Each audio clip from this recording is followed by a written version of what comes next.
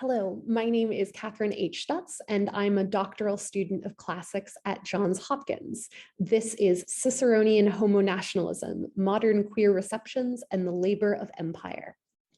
The Roman orator Marcus Tullius Cicero frequently serves as the prototypical dead white man, a representation of empire and a proponent of oppressive views on gender and sexuality, who at one point asserted in his Tusculan disputations that there was nothing worse or more shameful than an effeminate man. Yet several ancient sources complicate this monolithic image of a heteronormative, homophobic Cicero.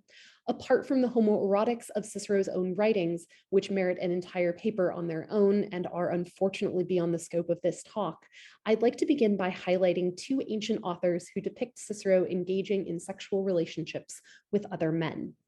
The invective speech In Ciceronem, attributed to Pseudo-Sallust and possibly written as a literary exercise during the early imperial period, charges Cicero with offering sexual favors to his male tutor in exchange for rhetorical training. See handout 1. Indeed, Marcus Tullius, do you think that your words or your deeds are unknown to us? Haven't you, since childhood, lived in such a way that you thought nothing could be a disgrace to your body which brought pleasure to another man? Didn't you, in fact, learn all that immoderate eloquence of yours under Marcus Piso at the cost of your chastity? Ancient understandings of Cicero's queerness were not limited, however, to this type of derogatory oratory. According to the younger Pliny, the writer Asinius Gallus preserved a now lost romantic epigram written by Cicero to his enslaved secretary Tiro. See handouts 2 and 3. Pliny, unhelpfully, does not record the rest of this epigram in his letter, Pliny Epistulae 7.4, but he does compose his own imitatio, a short yet enthusiastic poem about these two halves of Cicero's character, both his genius, his ingenium, and his scandalously sexual tendencies, his lascivium lusum. Aligning himself with Cicero, Pliny asks, after learning these things, why do I hide my own love? Cur post haec nostros calamus amores, thereby evoking Cicero as a sort of gloriously shameless exemplum of same-sex sexuality.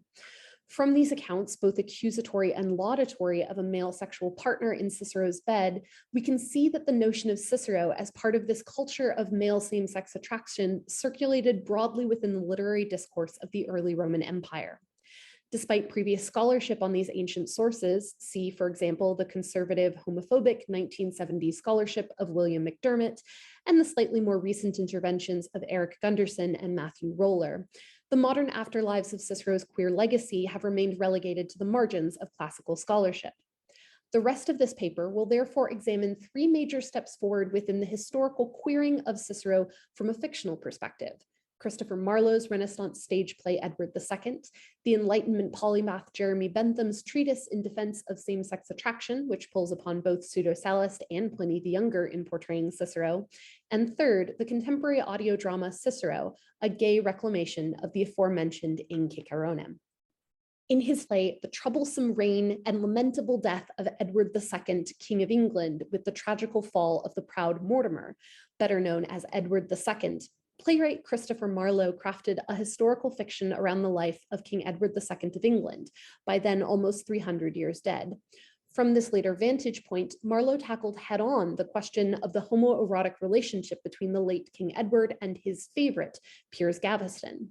The intimate relationship between Edward and Gaveston, according to Marlowe's imagining, sparks tensions with the nobility that ultimately lead to the deaths of both men by the conclusion of the play. While the nobles discuss Edward's merits and lack thereof as a king, the question of his affection for Gaveston is posed as a debate about the morality of gay love between powerful men and their companions. One nobleman sympathetic to the king speaks the following lines in Edward's defense. See handout 4. The mightiest kings have had their minions. Great Alexander loved Hephaestion, the conquering Hercules, for Hylas wept, and for Patroclus stern Achilles drooped, and not kings only, but the wisest men. The Roman Tully loved Octavius, grave Socrates, wild Alcibiades. As scholar David Steinmeest describes, this list of great men who engaged in homoerotic relationships serves to legitimize the king's love for Gaveston. Notably, the examples of Alexander and Hercules indicate that sodomy in itself does not necessarily cause men to lose their masculinity, countering the legal and biblical fictions that show men to be emasculated by sexual deviation. Nor does the list link sodomy to contagion and sin, for these legendary figures led meritorious lives variously dedicated to philosophy, rhetoric, or empire building. Placed within the penultimate pairing of this list, the Roman Tully, our Marcus Tullius Cicero, is described as the lover of Octavius, the young soon-to-be Augustus, we must presume. Here, Marlowe steps wildly outside the boundaries of the ancient evidence, shipping Cicero not with an older tutor or with an enslaved secretary of around his own age, but with a boy 40 years his junior. The age gap and power gap created by this fictive partnership may have arisen in analogy with the final pairing in Marlowe's list, Socrates and Alcibiades, whose turbulent and fraught romance forms a central part of Plato's Symposium. Nevertheless, Marlowe seemingly presents a virtuous, according to his own standards, queer Cicero, one of the wisest men of antiquity.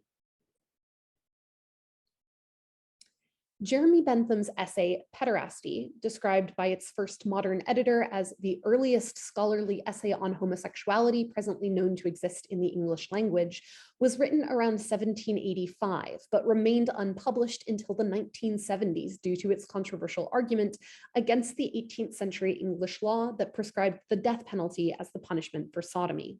See handout 5. Cicero, Bentham writes, if we may believe either his enemy Sallust or his admirer Pliny, neither avoided this propensity nor thought it proper to dissemble it.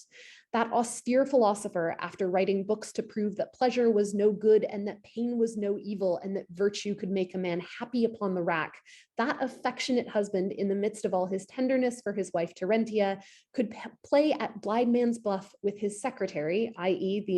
the enslaved scribe and later freedman collaborator Marcus Tullius Tiro, and make verses upon this notable exploit of gallantry. With regard to the people in general, Bentham continues, it may be presumed that if the gods amuse themselves in this way, if Apollo loved Hyacinthus, if Hercules could be in a frenzy for the loss of Hylas, and the father of gods and men could solace himself with Ganymede, it was neither an odious nor an infrequent thing for mortal men to do so. The gods we make, it has been well and often said, we make always after our own image. As Jennifer Inglehart observes in the introduction of her volume, Ancient Rome and the Construction of Modern Homosexual Identities, Bentham thus provides Cicero as the sole representative of a virtuous Roman who practiced homosexuality, set alongside many Roman reprobates, such as Antony, Clodius, and Gabinius, who indulged in homosexuality, who are thus implicitly contrasted with numerous examples of Greeks whose morals did not diminish their great achievements. Not only does Bentham group Cicero with the Greeks, as Inglehart observes, but Bentham elevates him beyond Marlowe's mortal heroes, such as Achilles, Socrates, and Alexander the Great. Bentham's Cicero, that austere philosopher, is compared most immediately to Apollo, to Hercules, who straddles the border between mortal and divine, appearing in both catalogs, and the father of the gods, Zeus himself. Like Christopher Marlowe's emperor lover, Bentham's Cicero is a gallant patriarch who, Bentham argues, can be comfortably assimilated into the mechanism of the 18th century British state. The third queering of Cicero takes us into the modern day with the audio drama Cicero, produced by the British production company Big Finish in 2018 from a script by David Llewellyn. Where Cicero serves exemplary but minimal roles in the works of Marlowe and Bentham, he becomes a full protagonist in the first season of Llewellyn's drama, a flawed but ultimately heroic young figure attempting to combat the corruption of the Roman res publica from the inside. He is also persistently depicted as non-heterosexual, from his family's skeptical view of his masculinity to his inability to perform on his wedding night. There is something quietly yet fervently queer about this Cicero, as voiced by out gay actor Samuel Barnett, and that's before Marcus Piso steps onto the scene. Pulled directly from the pages of Pseudo-Sallust, this Piso, voiced by Wilf Scolding, is an old school friend of Cicero's, and the two quickly rekindle their boyhood affection. Piso, listen. Plato says... Don't bring Plato into this. Why not? He practically wrote the rule book. We are lovers, you and I. Don't. We are lovers. And Plato says that if lovers fought together, side by side, they would make an army that could conquer the whole world. I know what he says. So come to bed with me. I love you, Marcus. I am in love with you. And I don't want to wake up alone.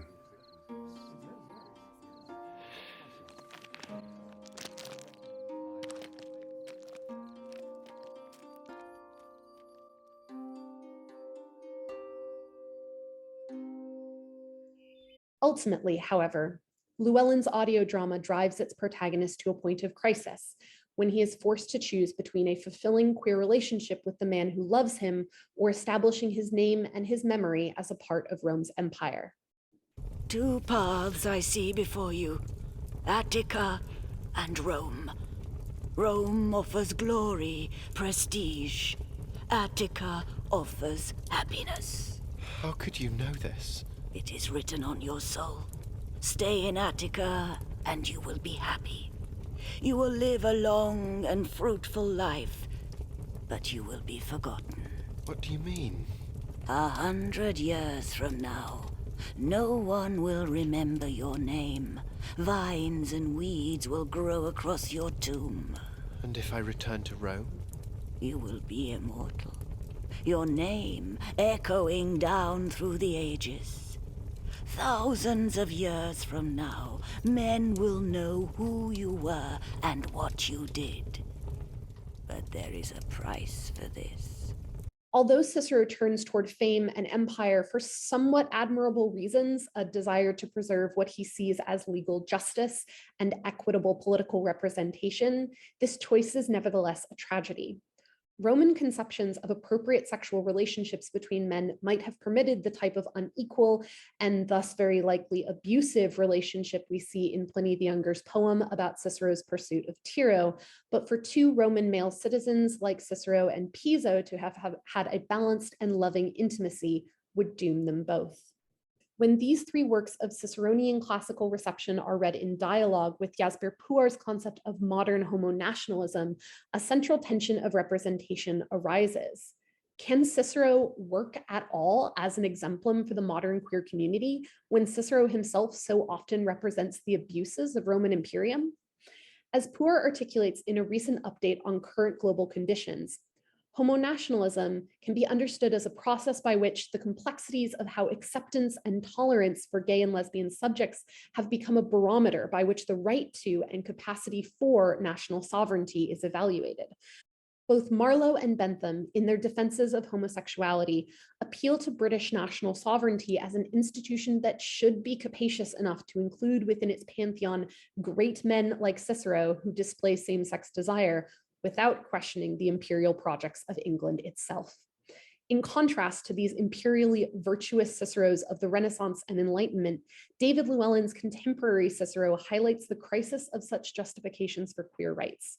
This Cicero does not have to earn his right to openly queer love through virtue or through his service to the state. His queerness is presented as fundamentally incompatible with his identity as a Roman statesman. To choose to accept Piso's love is to turn away from empire. To fulfill his tragic destiny as a statesman is to reject Piso's love.